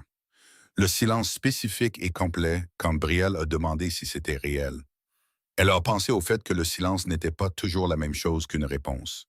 Et puis elle s'est arrêtée, fermement, car c'était exactement le genre de pensée qui la détruirait. La reconstruction minutieuse de moments ambigus en quelque chose qu'elle pourrait se convaincre être de l'espoir. Alors que l'espoir était la chose la plus dangereuse qu'elle pouvait se permettre en ce moment. Elle s'est levée, a mis plus de bois sur le feu, a préparé une deuxième tasse de thé au gingembre et s'est assise à la lueur du feu jusqu'à ce que la pluie change de direction et que les volets cessent de cliqueter, et puis elle laisse retourner dormir. Les loups solitaires sont arrivés 2 nuits plus tard. Elle a d'abord entendu l'alarme du périmètre, le son doux et léger de cailloux qui s'entrechoquent une fois, puis une autre. Elle était réveillée avant que l'écho ne s'éteigne, assise droite dans le noir, à l'écoute, silence. Puis un autre clic de l'autre côté du périmètre. Quelque chose se déplaçait à un rythme prudent, testant le terrain. 2 sources, peut-être 3. Jocelyn était hors du lit et de l'autre côté de la pièce dans le noir, le couteau à la main. Le loquet du volet était verrouillé avant que le clic suivant ne se fasse entendre. Elle s'est pressée contre le mur à côté de la fenêtre et a écouté la forêt. 3 d'entre eux, se déplaçant dans un schéma lâche autour de la chaumière, qui témoignait d'une familiarité avec ce type d'approche, testant les issues, évaluant la structure, communiquant de la manière silencieuse des loups qui chassaient régulièrement ensemble. Des solitaires. Les territoires extérieurs contiennent plusieurs groupes lâches, des loups qui vivaient en dehors de la structure de la meute et complétaient les ressources qu'ils pouvaient trouver dans les territoires non protégés. Ils n'étaient généralement pas violents sans raison, mais un occupant seul dans une chaumière défendable représentait des ressources qui valaient la peine d'être examinées. Jocelyn n'a pas bougé. Elle se tenait à côté de la fenêtre, au volet fermé avec le couteau, le silence et la qualité spécifique et clarifiante de la peur. Une peur qui n'arrivait pas comme une panique, mais comme une attention aiguisée. Chaque sens était à son maximum. Chaque muscle était prêt. Les pas ont tourné en rond. Ils ont essayé la porte, une seule poussée contre elle, testant la résistance du loquet. Le loquet a tenu. Une autre poussée. Il a encore tenu. Il y a eu un bref échange de voix à l'extérieur. Trop bas pour des mots complets, mais portant le ton d'une brève négociation. Puis les pas se sont retirés. Pas loin. Jocelyn les a suivis jusqu'à la lisière des arbres où ils se sont arrêtés. Attendant, décidant. Elle laisse rester à côté de la fenêtre pendant 2 heures entières. À un moment donné, bien après minuit, les pas ont de nouveau bougé, s'éloignant cette fois, complètement, le son diminuant dans la forêt jusqu'à ce que les arbres l'absorbent entièrement. Et elle a attendu encore 30 minutes avant de bouger. Puis elle s'est assise sur le sol de la chaumière, le dos contre le cadre du lit, les genoux relevés et la main à plat sur son ventre. Et elle a respiré lentement et délibérément jusqu'à ce que son rythme cardiaque se calme. C'était difficile, a-t-elle dit doucement au bébé. Mais nous allons bien, ils sont partis, le loquet a tenu. Elle a ajouté 3 renforts supplémentaires à la porte le lendemain matin. Elle a étendu l'alarme du périmètre de 10 mètres de plus dans toutes les directions. Elle a passé l'après-midi à réfléchir soigneusement aux autres améliorations qui pourraient être apportées avec les matériaux disponibles. Et elle a fait une liste sur un morceau d'écorce avec un bâton carbonisé, et elle l'a suivi systématiquement au cours des jours suivants. Elle devenait meilleure à ça. Elle était, réalisa-t-elle avec une certaine surprise, vraiment douée pour ça. Elle était arrivée à Veldemort et avait passé 4 mois à réprimer tout ce qu'elle avait de capable pour s'adapter à l'espace étroit que le palais avait désigné pour sa reine politique. Ici, sans rien à réprimer, elle découvrait la forme de ce qu'elle était réellement. Elle pouvait construire, elle pouvait chasser, elle pouvait faire un plan, l'exécuter et l'ajuster lorsque le plan l'exigeait. Elle pouvait entrer dans une grotte froide dans le noir avec un bébé grandissant en elle et décider de continuer. Quiconque avait décidé qu'elle n'était rien de plus qu'un arrangement utile avait fait son évaluation avec des informations remarquablement incomplètes. Kellen a suivi la piste de Jocelyn comme son loup avait été entraîné depuis l'enfance. Près du sol, patient, lisant les signes que l'attention humaine avait tendance à manquer. Une empreinte de talon dans la terre molle près d'un passage de ruisseau. L'angle particulier auquel une branche avait été pliée et non cassée, suggérant quelqu'un se déplaçant avec soin, préservant son impact sur l'environnement. Le fil faible et évanescent d'une odeur familière dans l'air calme qui faisait se dresser son loup avec une urgence et une certitude. Elle se déplaçait vers le nord et l'est. Elle restait à l'écart des sentiers principaux. Elle faisait tout correctement pour quelqu'un qui voulait disparaître. Il a trouvé la grotte le deuxième jour. Des cendres froides, à peine visibles dans la roche. Une seule empreinte peu profonde dans la terre où elle s'était assise le dos contre le mur. L'odeur d'elle, quelque chose de chaud et de spécifique qu'il avait appris lors des soirées dans le jardin et qu'il avait apparemment stocké dans une partie de lui-même que la distance contrôlée n'avait pas réussi à atteindre. Faible, mais indéniable. Elle avait été là. Elle avait dormi ici dans le froid, seule, la première nuit. Kellen s'est accroupi à l'entrée de la grotte et a regardé les cendres froides, l'empreinte de talon et la faible trace de sa présence. Et il a senti quelque chose dans sa poitrine que son sang-froid ne pouvait pas traiter et n'a pas essayé de le faire. Elle était ici il y a 2 nuits, a dit Cade derrière lui. Elle se déplace bien. Elle suit d'une trajectoire constante vers le nord-est. Elle sait comment se déplacer dans ce genre de terrain, a dit Kellen. Elle a été entraînée par quelqu'un qui se souciait de sa survie dans des conditions difficiles, a observé Cade. Son ton était entièrement neutre. Kellen s'est levé et a continué vers le nord. Ils ont traversé les territoires pendant 4 jours. La piste olfactive s'est progressivement renforcée, ce qui signifiait qu'il réduisait la distance. Non pas parce que Jocelyn ralentissait, mais parce qu'il se déplaçait plus vite et plus directement qu'elle, sans avoir besoin de prudence ou de dissimulation. Le 5e jour, Cade a localisé des empreintes de bottes près d'une colonie à la lisière extérieure des territoires. Un commerçant local, approché avec des questions prudentes, a mentionné avoir vendu de la racine de gingembre et des herbes séchées à une jeune femme calme aux cheveux sombres qui n'avait pas donné son nom. Elle avait payé avec de bonnes pièces d'or. Elle avait posé des questions sensées sur les herbes qu'elle achetait. Elle se prépare, a dit Kellen. Elle se prépare depuis qu'elle est partie, a dit Cade. Tout ce que nous avons suivi suggère quelqu'un qui pense clairement sous pression. Je sais, a dit Kellen, et il y avait quelque chose dans ces 2 mots. Un poids, une reconnaissance que Cade a entendue mais n'a pas commenté. C'est le 6e jour que Cade a identifié la chaumière. De la fumée visible au-dessus de la cime des arbres à distance. Bien que soigneusement contrôlée, assez petite pour ne pas attirer l'attention, assez constante pour suggérer un occupant établi. Ils se sont approchés sous le vent, se déplaçant lentement. Et Kellen l'a senti à 300 mètres. Réelle, proche et vivante. Et son loup est devenu très calme de soulagement. Il a fait signe à Cade et aux gardes de rester en position. Puis, il a senti les autres odeurs. 3 solitaires tournant autour de la chaumière depuis le sud, se déplaçant avec la patience concentrée de loups qui avaient une cible et n'étaient pas pressés. Leur schéma était sans équivoque. Ce n'était pas une enquête occasionnelle. Ils évaluaient la structure méthodiquement, cherchant des points de vulnérabilité. Kellen a senti le changement se produire en lui avant même d'avoir pleinement décidé quoi que ce soit. La qualité spécifique et nette d'un loup alpha qui a identifié une menace pour quelque chose qui compte et a complètement dépassé le stade de l'évaluation. Il s'est déplacé à travers les arbres à un rythme qui ne faisait aucun bruit. Il est sorti des arbres en courant. Les 3 solitaires étaient positionnés autour de la chaumière en un triangle lâche. Un à la porte, un près de la fenêtre orientée à l'est, un revenant du sud. La porte était barricadée de l'intérieur. Les volets étaient verrouillés. Et debout dans l'entrebâillement de la porte, ayant retiré le loquet et ouvert la porte d'un seul pied, se tenait Jocelyn. Elle avait un couteau. Elle le tenait avec la prise de quelqu'un qui avait appris correctement. Le pouce le long de la lame inclinée vers l'extérieur, le poids déplacé vers l'avant sur son pied avant. Elle était pâle, sa mâchoire était serrée, et ses yeux faisaient cette chose qu'ils faisaient quand elle avait déjà décidé quelque chose et attendait simplement que les événements rattrapent sa décision.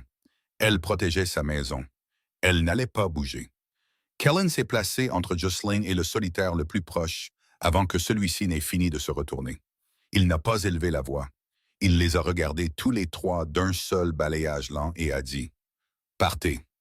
Le chef des solitaires, un homme aux larges épaules, avec les yeux prudents de quelqu'un qui avait survécu assez longtemps dans les territoires extérieurs pour être doué pour lire les situations, a regardé Kellen et a fait sa propre évaluation. Il est arrivé à sa conclusion en environ 4 secondes. Qui vous a engagé? A demandé Kellen. Une pause. Nous avons reçu un paiement d'une louve du territoire du Palais du Nord. Cheveux sombres, de haut rang. Et vos instructions? La mâchoire du solitaire s'est crispée. Trouver la femme enceinte. S'assurer qu'elle ne revienne pas. La qualité spécifique du silence qui a suivi cette déclaration était quelque chose que Kellen se souviendrait pendant très longtemps. Partez, a-t-il dit. Si je vois l'un de vous à moins de 2 jours de voyage de cet endroit à nouveau, je ne poserai pas de questions d'abord. Ils sont partis. Il est resté dans la clairière et a écouté leurs pas diminuer dans la forêt jusqu'à ce que les arbres les absorbent complètement. Puis il s'est retourné. Jocelyn était toujours debout dans l'embrasure de la porte. Elle avait baissé le couteau. Elle ne l'avait pas rangé. Elle le regardait avec une expression qu'il ne pouvait pas lire immédiatement. Pas la neutralité composée qu'elle portait au palais, mais quelque chose de plus vivant et de plus prudent que ça. Le regard d'une personne faisant une évaluation en temps réel de quelque chose qui comptait. Il a dit son nom. C'est sorti différemment de ce qu'il avait prévu. Il s'était préparé à parler avec soin, à organiser ses mots comme il organisait tout, à l'avance, avec intention, ne laissant rien au hasard. Mais son nom a quitté sa bouche avec toute la préparation enlevée, et ce qui restait était juste le son de quelque chose qu'il portait depuis des semaines et qu'il ne déposait que maintenant. Elle a dit « Pourquoi es-tu ici ?» Il a dit « Parce que tu es parti. » Je suis parti parce que je t'ai entendu. Sa voix était stable. Elle avait répété cela, réalisa-t-il, ou pas répété, exactement, mais elle avait vécu des semaines avec ce qu'elle avait entendu, le retournant, le comprenant sous tous les angles. Et maintenant, elle le présentait comme elle avait appris à présenter les choses difficiles, clairement, sans embellissement. J'ai entendu exactement ce que tu as dit. Je t'ai entendu lui dire que j'étais un arrangement politique, la solution de ton conseil, pas ton choix. Je sais. Alors tu comprends pourquoi. Je mentais. Les mots sont sortis très simplement. Kellen s'est déplacé jusqu'au bord de la clairière, assez près pour parler sans élever la voix, assez loin pour lui donner l'espace que le moment exigeait. Pas à toi, a-t-il dit, à Brielle. Je mens à Brielle, au conseil et à moi-même depuis la première soirée dans le jardin. Depuis que tu m'as parlé des schémas de migration des loups et que je suis resté 2 heures alors que je comptais rester 20 minutes et que je suis rentré ensuite en pensant à une conversation pour la première fois depuis des années, il a fait une pause. Brielle a mis en scène cette conversation. Elle savait que tu étais dans le couloir. Elle a orienté ce que j'ai dit parce qu'elle a compris que ma réponse par défaut, me rabattre sur le langage politique, me réfugier derrière le cadre du conseil, oh non, d'autres conseils te parviendraient comme la confirmation de tout ce que tu craignais. Elle a utilisé mon habitude contre nous deux. Jocelyn est restée silencieuse. Je sais que ça ne répare pas ce que tu as entendu, a-t-il continué. Je sais que les mots ont existé, peu importe ce qu'elle voulait dire en les mettant devant toi. La vérité, c'est que j'ai déjà dit cette phrase, au conseil, à moi-même, dans les premiers mois, parce que je pensais que maintenir ce cadre me permettrait de rester fonctionnel, de maintenir le royaume stable et de m'empêcher de prendre des décisions basées sur... Il s'est arrêté. Puis il a recommencé. Basé sur le fait que je tenais à toi, a-t-il dit, ce que j'avais déjà commencé à faire avant d'avoir un nom pour ça. Ces soirées, Jocelyn, tout ça, rien de tout ça n'était une performance. J'ai besoin que tu le saches parce que j'ai besoin que ce soit vrai entre nous, peu importe ce qui se passera ensuite. Jocelyn a pris une inspiration lente et délibérée, la façon dont elle respirait quand elle réfléchissait très attentivement. Brielle, a-t-elle dit, est-elle toujours au palais? Non, elle est bannie des territoires de Velmar. Quand j'ai compris ce qu'elle avait fait, je l'ai dépouillée de toutes les positions qu'elle occupait et je l'ai envoyée à la frontière. C'est arrivé la veille de mon départ pour te trouver. Quelque chose a traversé l'expression de Jocelyn, pas tout à fait du soulagement, pas tout à fait de la satisfaction, mais le relâchement spécifique de l'attention qu'elle avait maintenue. « Pourquoi es-tu venu toi-même » a-t-elle demandé. « Tu es le roi Alpha.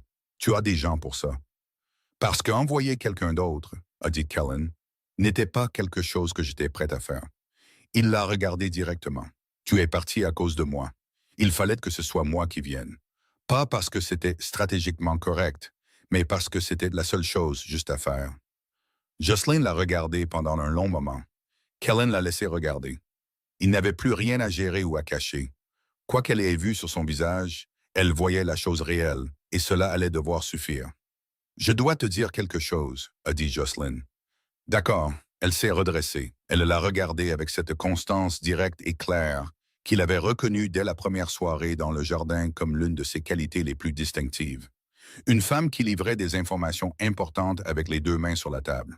Je suis enceinte, a-t-elle dit, d'environ 6 semaines. Veda l'a confirmé avant mon départ. Je venais dans ta chambre cette nuit-là pour te le dire. C'est pour ça que j'étais dans le couloir. La clairière était très silencieuse. Kellen l'a traversée en 4 pas et l'a serrée dans ses bras. Pas avec cérémonie, pas avec calcul, pas avec la gestion prudente du contact physique que le palais avait toujours semblé exiger. Il l'a serrée comme on serre quelque chose qu'on vient de justesse d'empêcher de perdre, avec la qualité spécifique d'une personne qui comprend dans ses os qu'elle passera le reste de sa vie à s'assurer que cela ne se reproduise plus jamais. La main libre de Jocelyn s'est agrippée au devant de son manteau. Elle n'a pas pleuré, mais son front est tombé contre son épaule, et elle a laissé son poids reposer contre lui pour la première fois. Et il l'a senti expirer, longuement, lentement et énormément. La libération de quelque chose qu'elle portait depuis avant l'aube du jour de son départ. Ils sont restés dans la clairière pendant que la lumière se déplaçait à travers les arbres, de la manière lente ou indifférente de la lumière qui n'a pas d'opinion sur les affaires humaines. Après un moment, Jocelyn s'est reculé juste assez pour le regarder. « Je ne reviendrai pas en tant qu'arrangement politique, a-t-elle dit. Je ne referai pas ça.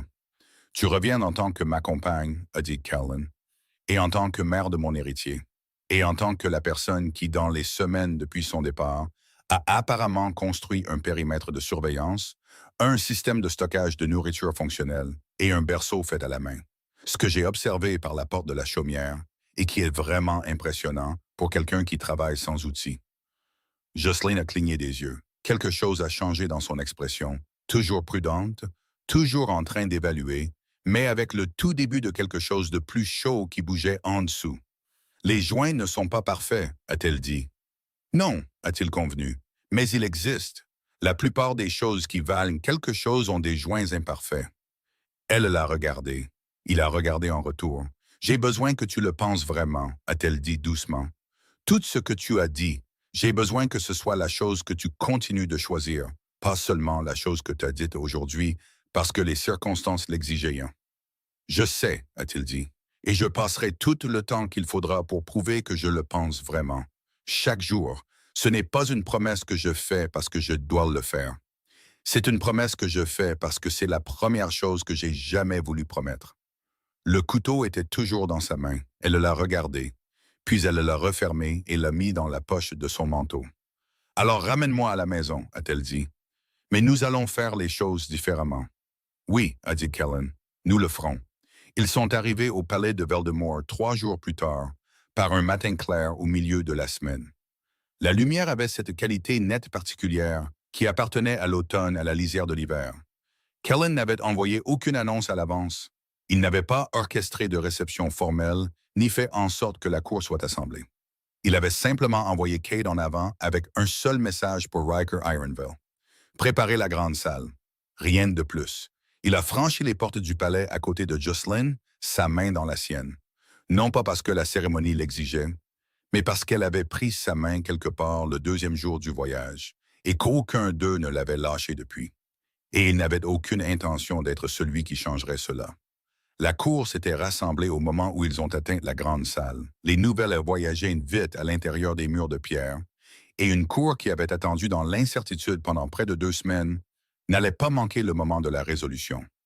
Ils étaient disposés le long des côtés de la salle, de la manière lâche et semi-formelle de personnes qui se sont rassemblées sans instruction explicite. Curieux, attentifs, avec des expressions soigneusement calibrées. Riker Ironvale se tenait à l'avant, Blaze Wintermere à ses côtés, les membres restants du conseil derrière. Chaque visage qui avait passé 4 mois à regarder Jocelyn comme si elle était un meuble, la regardait maintenant avec l'attention pleine et alerte de personnes réévaluant leur compréhension d'une situation. Jocelyn se tenait à l'entrée de la grande salle dans ses vêtements de voyage, avec sa cape usée et ses cheveux sombres détachés de la route, et la petite preuve à peine visible de sa grossesse qui commençait juste à apparaître à l'avant de son manteau de voyage. Elle ne ressemblait, selon toutes les mesures conventionnelles, en rien à la reine posée et cérémonieusement nommée qu'ils avaient vue pour la dernière fois lors d'occasions formelles. Elle ressemblait exactement à elle-même. Kellen s'est tourné pour s'adresser à la cour. « Ma reine est de retour », a-t-il dit. Sa voix a porté jusqu'au mur lointain de la salle sans effort. « Je ferai plusieurs annonces concernant des changements dans la structure du conseil et la gouvernance du palais dans les jours à venir. Ce matin, je veux que vous entendiez d'abord Jocelyn. » Il a reculé. Il lui a cédé la parole. Jocelyn a regardé la cour assemblée. Elle a regardé des visages qu'elle reconnaissait. Coulter Ravencrest près du fond, qui a brièvement croisé son regard et a incliné la tête. Veda Ironvale, dont l'expression était soigneusement professionnelle, mais dont les yeux étaient chaleureux. Sienna Darkmoor, qui était apparue d'une manière ou d'une autre parmi le personnel de maison, ce sur quoi Jocelyn pensait qu'elle devrait poser des questions plus tard. Elle les a tous regardés. Et elle a pensé aux 4 mois passés à jouer la compétence pour des gens qui ne s'étaient jamais attendus à ce qu'elle soit plus que ça. Puis elle a parlé. Simplement, comme elle avait toujours parlé quand elle était elle-même, plutôt que la version d'elle-même que le palais avait désignée. « La plupart d'entre vous savent comment je suis arrivée ici, » a-t-elle dit. « Je suis venue en tant qu'arrangement de paix, un lien politique, et j'ai passé 4 mois à essayer de me rendre utile dans ces termes, à sourire au bon moment et à faire tout ce qui était attendu de quelqu'un dans ma position. Je l'ai fait parce que je pensais que c'était ce que le rôle exigeait. » Elle a fait une pause. Ce n'était pas suffisant. Non pas parce que j'ai échoué dans le rôle, mais parce que le rôle lui-même était mal construit. On ne peut pas construire un royaume sur des arrangements. On ne peut rien construire de durable sur des termes plutôt que sur la vérité. La salle était très silencieuse. « Je suis partie parce qu'on m'a fait croire que je n'avais pas d'importance », a-t-elle dit.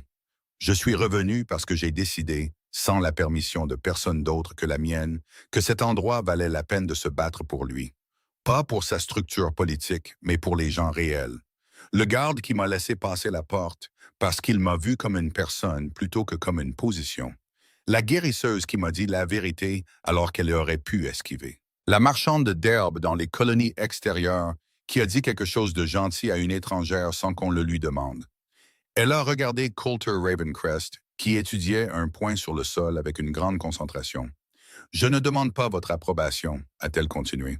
« Je vous dis qui je suis et ce que j'ai l'intention de faire avec la position que j'occupe et ce que j'attends en retour.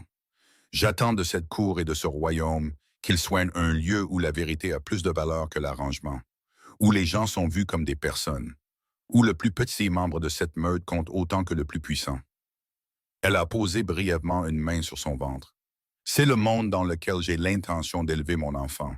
C'est le monde que j'ai l'intention de construire ici aux côtés de mon mari. J'espère que vous nous aiderez. » Le silence a duré 3 secondes entières. Puis Coulter Ravencrest, au fond de la salle, a dit doucement, mais très clairement, « Nous sommes heureux que vous soyez revenue, ma reine. » Veda Ironvale a dit, « Voldemort s'en porte mieux. » Le murmure qui a traversé la salle après cela n'était pas unanime. Il y avait des visages qui restaient soigneusement neutres, les visages de personnes qui attendaient de voir comment le nouvel ordre s'installerait avant de s'y engager. C'était bien. Elle n'était pas revenue en s'attendant à une unanimité sur quoi que ce soit. Elle était revenue en s'attendant à faire le travail. La main de Kellen a de nouveau trouvé la sienne à son côté. « Je te l'avais dit », a-t-il dit, très doucement, pour elle seule. Elle s'est tournée pour le regarder. « M'avait dit quoi? » Qu'ils écouteraient, que lorsque tu parlerais vraiment, ils t'entendraient. « J'ai remarqué que tu ne me l'as pas dit avant que je parle, » a-t-elle dit. « Tu n'avais pas besoin de moi pour ça. » Il l'a regardée avec cette expression qu'elle avait vue pour la première fois dans le jardin. Cette qualité ouverte, incertaine, sincèrement présente, qui ne le faisait pas du tout ressembler à un roi alpha, mais entièrement à une personne. C'est un peu ça, l'idée. Dans les semaines qui ont suivi, Jocelyn s'est déplacée dans le palais différemment de ce qu'elle avait jamais fait auparavant. Pas avec hésitation.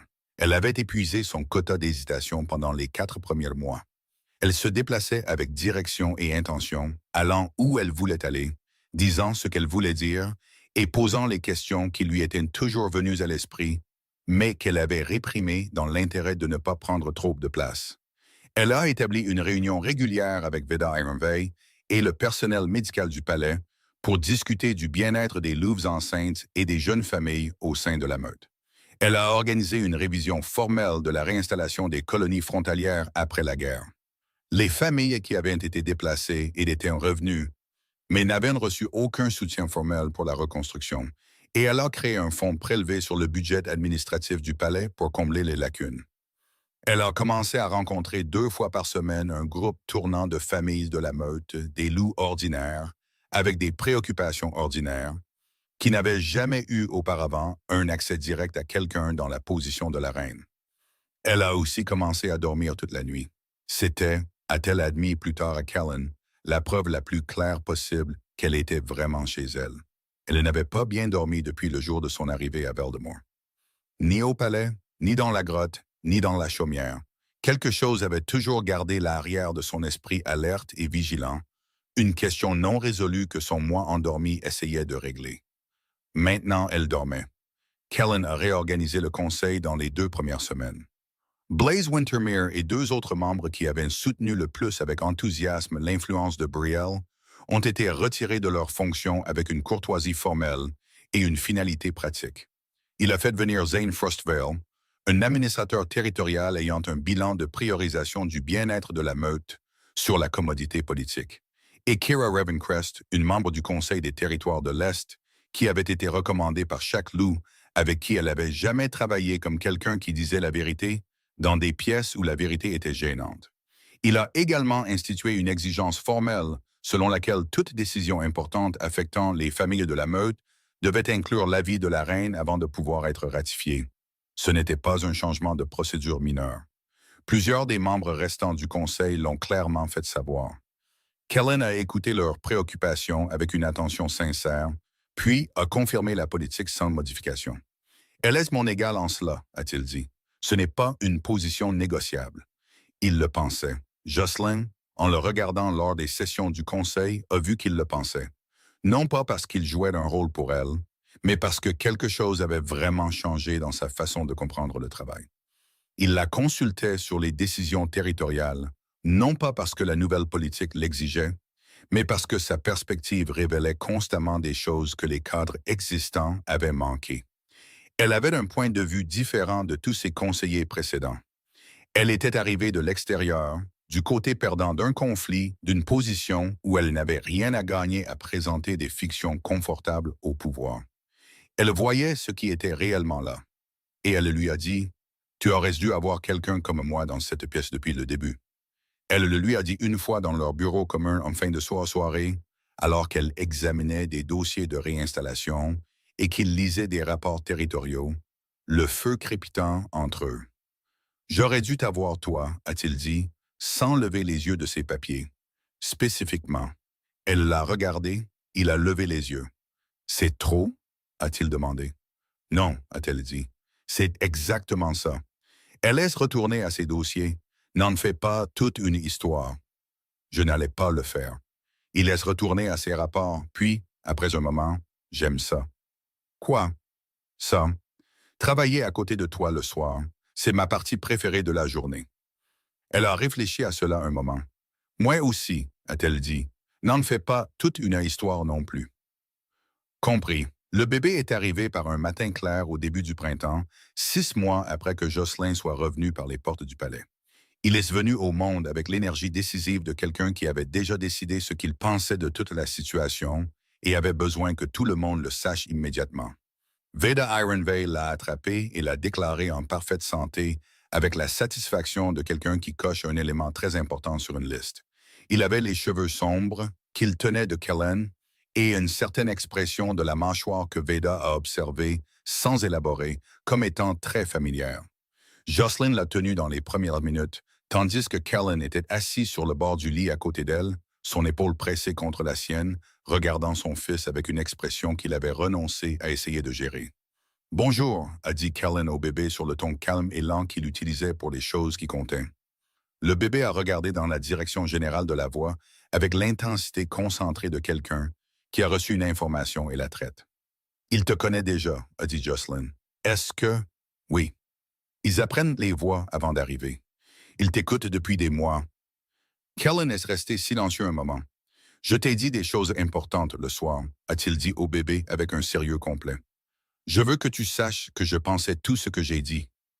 Le bébé a fait un son qui n'était pas tout à fait un mot, mais qui donnait l'impression distincte de quelqu'un qui avait des opinions et avait l'intention de les partager à la première occasion. Il va causer des ennuis, a dit Jocelyn. Il tient de sa mère. Elle s'est tournée pour le regarder. Il a regardé en retour. Aucun d'eux n'a détourné le regard. Ils l'ont appelé Cal. Des mois plus tard, lorsque le palais s'était installé dans un rythme qui ne ressemblait que très peu au rythme qu'il avait auparavant, lorsque les sessions du conseil se déroulaient différemment, que les familles de la meute avaient une ligne directe avec leur reine et que l'aile Est avait été réorganisée pour inclure un véritable espace familial, plutôt que la série d'appartements formels séparés qu'elle avait été, Jocelyn est allée au jardin Est. Elle n'y était pas retournée depuis son départ. Elle l'avait évité, non pas consciemment, mais par instinct. La façon dont on évite un endroit qui contient trop d'un sentiment particulier jusqu'à ce qu'on soit prêt à y retourner sans en être bouleversé. Elle était prête maintenant. La fontaine coulait, le banc de pierre était à côté, là où il avait toujours été. Le jardin avait l'odeur nette particulière du début du printemps, de l'air froid et des choses vertes qui commençaient à peine. L'odeur de quelque chose qui avait été dormant et décidait de recommencer. Elle s'est assise sur le banc. Elle a ouvert le livre qu'elle avait apporté. Elle a entendu des pas sur le chemin de gravier. Elle n'a pas levé les yeux parce qu'elle les savait déjà. Kellen s'est assis à côté d'elle. Il a regardé le livre dans ses mains, un autre que l'étude sur la migration, celui-ci sur l'histoire des frontières territoriales de l'Est. Elle le lisait pour des raisons pratiques plutôt que pour le plaisir, bien que les deux devenaient de plus en plus difficiles à séparer. « Que lis-tu » a-t-il demandé. Elle le lui a dit. Il a posé une question de suivi. Elle a répondu. Il en a posé une autre. La lumière a lentement changé dans le jardin, de la manière de la fin d'après-midi, l'or ambré se déplaçant à travers les branches nues et se posant sur la pierre en longues barres chaudes. La fontaine coulait. Quelque part au-dessus, dans l'aile est, Cal était promenée par sa gouvernante, ce que Jocelyn savait parce qu'elle avait entendu sa voix plus tôt. Elle avait cette qualité de volume moyen et content qui signifiait qu'il était heureux, attentif et commençait à être fatigué. Elle a pensé au matin où elle avait fait son sac dans le noir, au marbre froid sous ses pieds nus, au son du rire de Brielle à travers la porte, au collier de cérémonie laissé derrière elle sur le lit de velours. Elle a pensé à la grotte et à la chaumière, au battement dans son abdomen sur la marche extérieure, au moment qui avait tout réarrangé en elle, au thé à la racine de gingembre, au berceau tordu. Elle a pensé à la clairière, à la voix de Kellen disant son nom sans aucune gestion, juste son nom, comme quelque chose qu'on dépose. Elle a pensé à ce que cela signifiait de revenir quelque part selon ses propres termes, à quel point c'était différent d'arriver. Comment un endroit pouvait être les mêmes pierres et couloirs et pourtant être un monde entièrement différent, selon qui vous étiez quand vous y veniez et ce que vous aviez décidé d'apporter avec vous. Kellen lisait par-dessus son épaule maintenant, ce qu'il avait commencé à faire à un moment donné de l'hiver, une petite habitude domestique qu'elle n'avait pas demandée et n'avait pas repoussée. « Tu as surligné toute cette section », a-t-il observé. « C'est important », a-t-elle dit. Évidemment, il s'est installé à côté d'elle. « Bien que tu lises depuis 20 minutes et que tu n'aies pas tourné de page. » Elle l'a regardé. Il la regardait avec l'expression qu'elle avait appris à comprendre comme sa plus honnête, celle qu'il avait passé des années à ne pas autoriser sur son visage, celle qui ressemblait à un homme qui avait cessé de prétendre que quelque chose était moins que ce qu'il était. Elle a fermé le livre. Certains arrangements, a-t-elle dit doucement, deviennent réels non pas au moment où ils sont faits, mais dans les 1000 petits moments qui suivent. Il a réfléchi à cela. C'est tiré du livre? Non, a-t-elle dit. Je te dis quelque chose. Je sais, a-t-il dit. J'écoute. La fontaine coulait, la lumière bougeait, le jardin les enveloppait dans son calme de fin d'après-midi. Et Jocelyn Ashbourne, qui était arrivée à ce palais comme une offrande de paix, qu'il avait quitté avant l'aube sans un mot, qui était revenu selon ses propres termes, pourtant plus que quiconque ne lui en avait donné le crédit, a appuyé son épaule contre celle de son mari, a tourné la page et est resté.